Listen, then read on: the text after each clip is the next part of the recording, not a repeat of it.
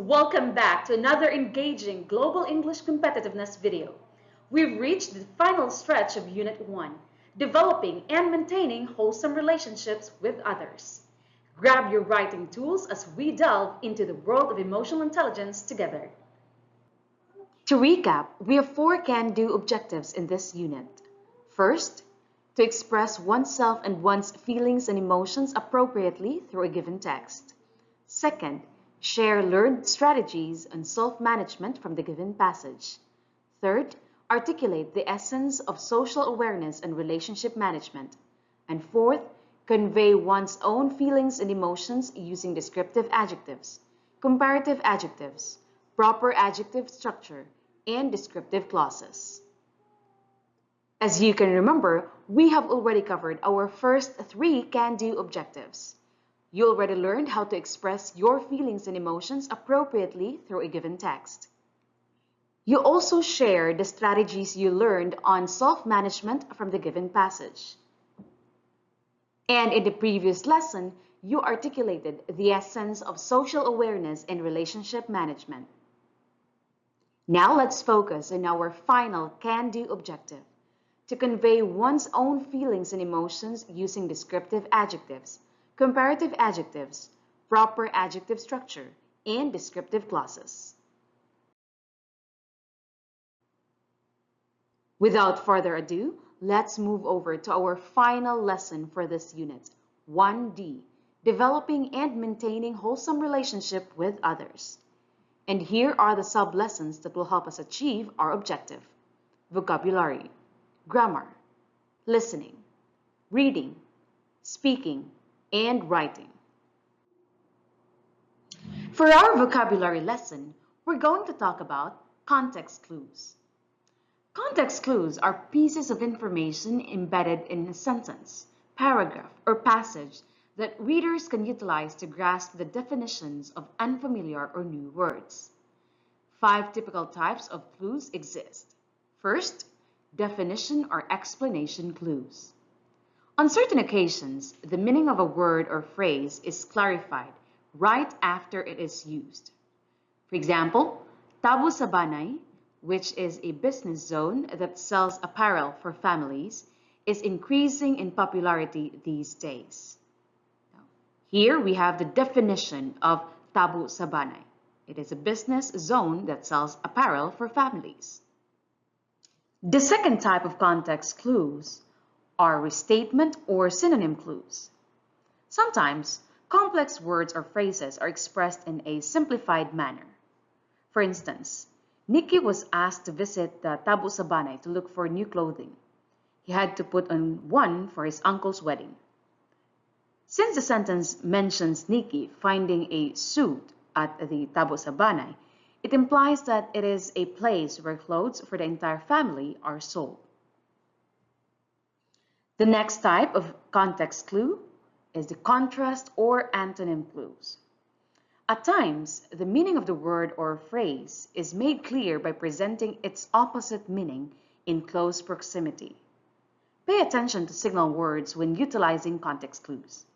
For instance, Nikki wished to visit the Tabu Sabanay, but Anne liked to shop at the mall. The signal word but indicates to the reader that a contrasting idea is about to be presented. The next one is inference or general context clues. Sometimes a word or phrase is not immediately explained within the same sentence. Instead, relationships that are not explicitly stated are inferred or implied. To understand the meaning, you need to search for clues within, before, and after the sentence in which the word is used. For instance, the Tabu Sabanay was Nikki's preferred location. She enjoyed shopping for elegant suits. The individuals employed there were incredibly friendly and supportive. And the fifth one is punctuation. You can utilize punctuation and formatting clues to deduce meaning, such as quotation marks, dashes, parentheses, or brackets and italics. For instance, Nikki's dad worked as a merchandiser, a retailer specializing in men's wardrobe. Here, The term merchandiser is provided with the context clue, a retailer specializing in men's wardrobe, right after the comma. Next, Nika's dad was a merchant in the story. Here in this sentence, we have enclosed inside the parenthesis, gentleman's wardrobe retailer. This is the clue to the word merchant. The next example. In the story, Nika's dad was a merchandiser or gentleman's wardrobe retailer. This time it's not enclosed in parenthesis, nor it follows the comma. This time it follows directly after the word or. And the last example, Nika's dad was a merchandiser. He had a wardrobe shop for me. So here, the word merchandiser is enclosed in quotation marks. And then the following sentence is already a clue to the word merchandiser. Now let's apply your knowledge on context clues. Answer the following items. Identify the meaning of the italicized words. Pause the video and answer items number 1 to 3. Continue answering items number 4 and 5.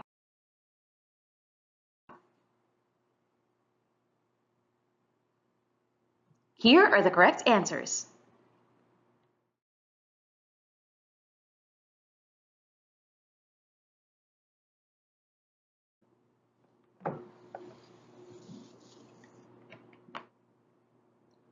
Now for our grammar lesson, let's talk about descriptive clause. 2 to 3 sentences can be combined into one effective sentence. It can be combined by using clauses. A clause is a collection of words that includes both a subject and a predicate. Some clauses begins with who, whose, whom, which, or that, and they usually work as adjectives. Who and whom are used for people. Which is used for objects and animals. That may be used for persons, animals, and objects.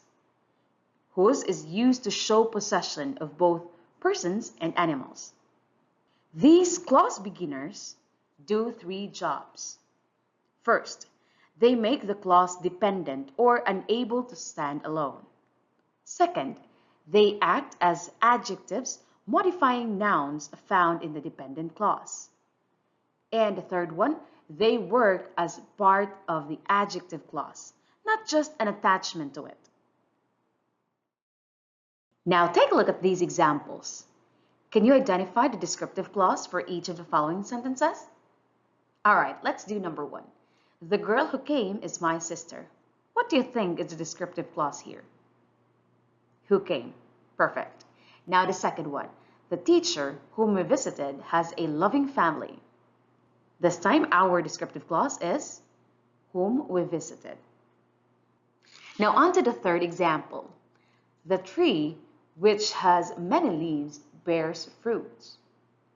We could just say the tree bears fruits. We have the descriptive clause. Right, it's which has many leaves. The fourth one, a person that procrastinates is unlucky.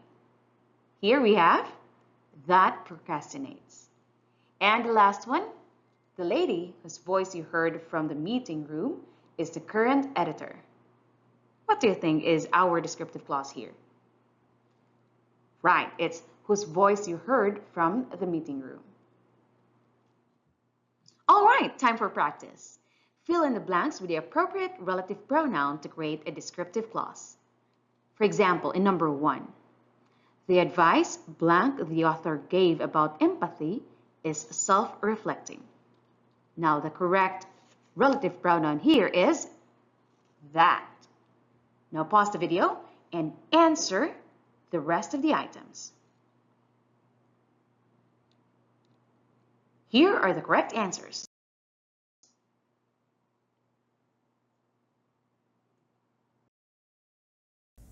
Listening comprehension. 4A. Listen to the audio attentively. Answer the questions that follow. A trust to keep and a duty to perform.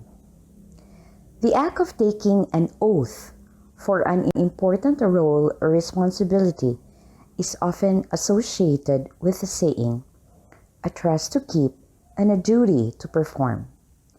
Whether it's within an organization or among a circle of friends, there is an inherent expectation of trust. As expressed by George MacDonald in his renowned writings, to be trusted is a greater compliment than to be loved. This serves as a fundamental principle in maintaining strong and meaningful relationships. This means that you always trust the person you love, but you can always love the person you trust. However, trust can also be a delicate matter, particularly with families, friendships, or any type of relationship. It should be acknowledged that once trust is broken, it is not easily repaired, and even if it is, a noticeable scar will remain. Trust is the cornerstone of building confidence in someone or something else. It forms the fundamental basis of any relationship. Without trust, a relationship lacks vitality, whether it's within a family, among friends, with partners, professionals, or others.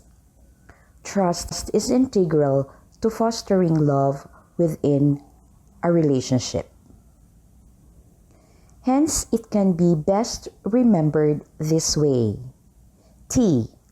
To have a strong belief that our relationship shall prosper if U. Unending communication, and S.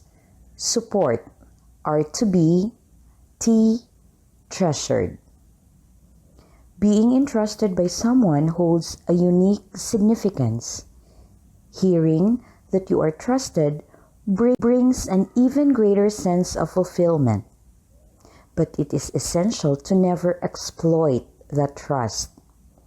Exploiting the trust placed in you is never a positive action and will only result in a loss of trust. If someone were to take advantage of my trust, I would approach their future requests or demands with skepticism. Trust should be cherished and regarded as a genuine bond between friends or partners, akin to the glue that holds the relationship together. Now let's check your listening comprehension skills. Answer the following items by choosing the letter of the correct answer. Pause the video to start answering items number 1 and 2.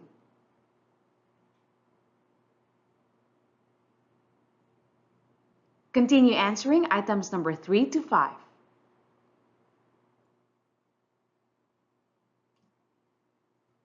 Here are the correct answers.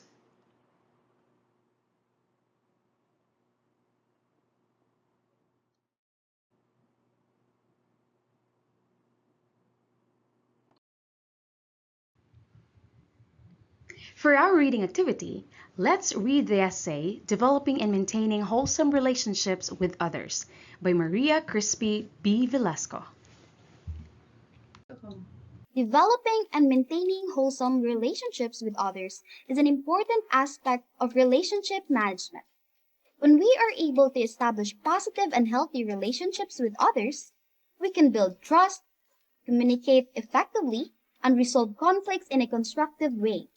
A crucial factor in cultivating healthy relationships is the establishment of trust. Trust plays a vital role in all types of relationships, and it is fostered by maintaining open and truthful communication, being dependable and fulfilling our commitments. When we exhibit trustworthiness, others are inclined to reciprocate and place their trust in us. Another important aspect of relationship management is effective communication. Communication involves both expressing ourselves clearly and actively listening to others. By being open and honest in our communication, we can establish a foundation of mutual respect and understanding. Don't instigate fights and act as if you are innocent. Conflict resolution is another important aspect of relationship management. Conflicts are inherent in any relationship, and it is crucial to address them in a constructive manner. By actively listening to the perspectives of others and finding common ground, we can work together to find a solution that meets everyone's needs. Maintaining healthy relationships also involves showing appreciation and gratitude for others. By recognizing the contributions of others and expressing our gratitude, we can strengthen our relationships and foster a positive social environment. Overall, developing and maintaining wholesome relationships involves building trust, effective communication, conflict resolution, and showing appreciation for others. By cultivating these skills, we can build positive and lasting relationships with those around us. Therefore, the primary principle is to treat others with kindness and have faith that all other aspects of life will align accordingly when adhering to this rule. Now that you've read the essay, answer the following items. Pause the video to start answering items number 1 to 3. Continue answering items number 4 and 5.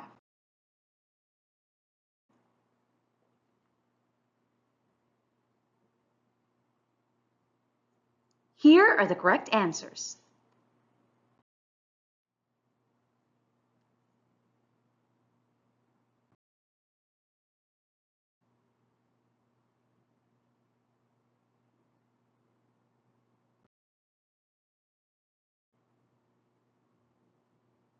Now let's move on to our next sub-lesson, speaking. This activity aims to enhance your communication skills and promote creative expression while you discuss your ideas about developing and maintaining healthy relationships. Read the following instructions flashed on your screen. Pause the video and start working on this activity.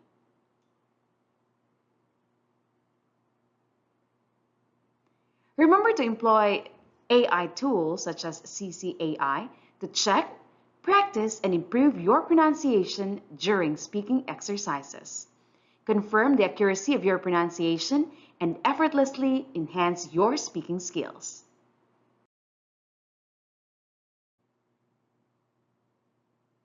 And we're down to our final activity for this lesson and unit.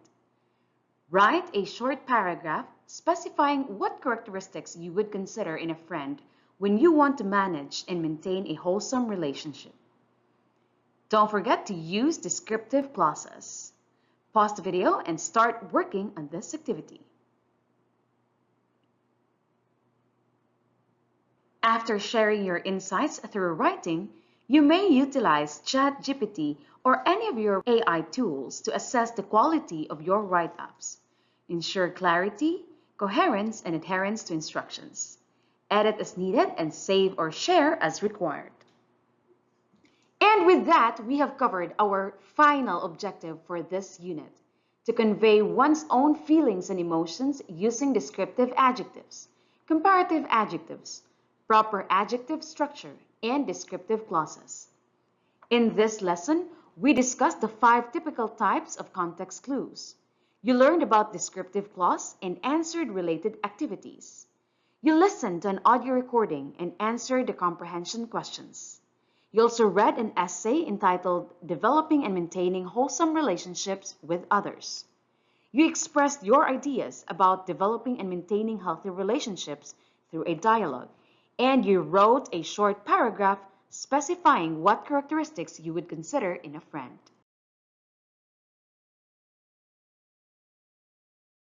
And that concludes Unit 1D. Thank you for your active participation in Unit 1. We look forward to seeing you in the next unit, where we'll delve even deeper into the fascinating world of English competitiveness.